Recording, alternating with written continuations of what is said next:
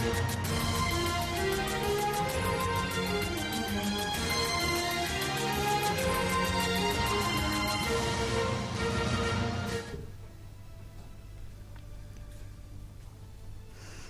News చూస్తున్నాం. కాసేపట్లో రాహుల్ గాంధీతో భేటీ అవుతున్నారు తెలంగాణ కాంగ్రెస్ నేతలు.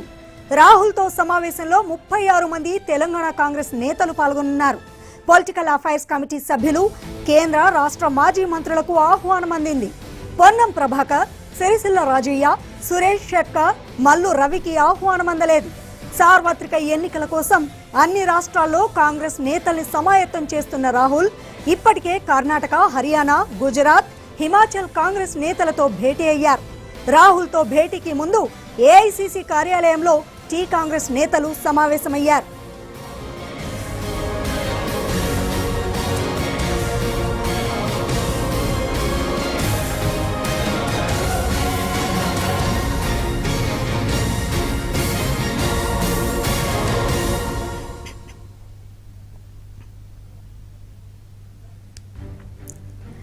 ఇక అటు ఢిల్లీలోనూ 2 వర్గాలుగా విడిపోయారు టీ కాంగ్రెస్ నేతలు.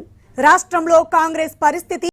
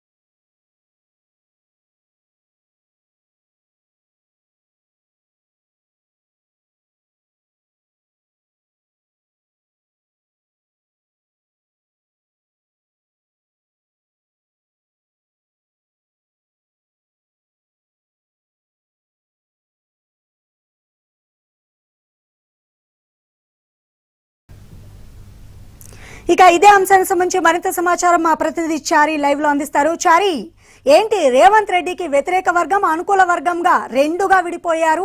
ఈ సమావేశం తర్వాతనైనా ఒకే తాటి మీదకి వచ్చే అవకాశం ఏమైనా ఉందా టీ కాంగ్రెస్ నేతలు?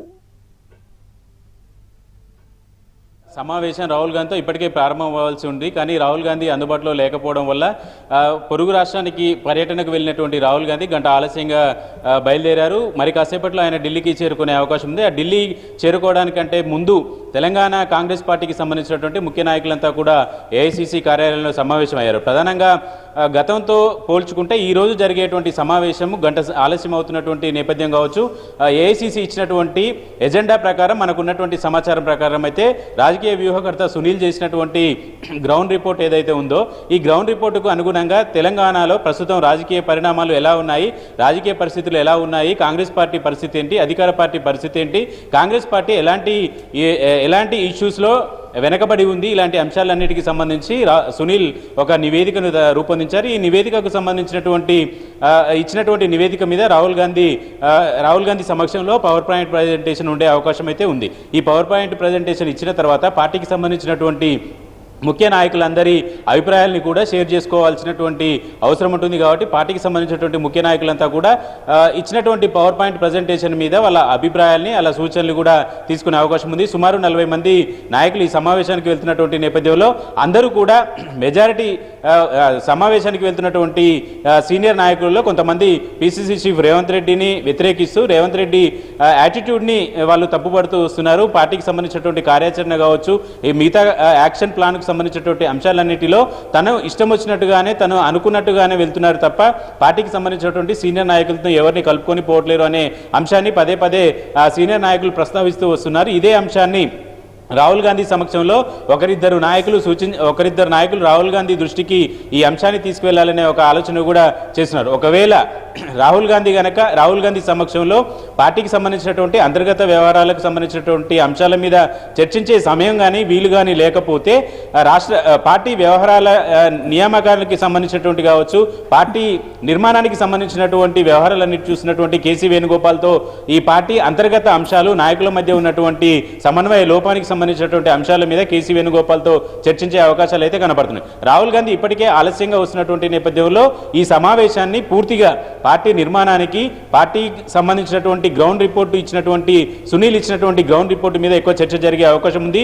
నిజానికి రాహుల్ గాంధీ కర్ణాటకలో 2-3 రోజుల క్రితం కర్ణాటకలో ఆయన పర్యటించారు.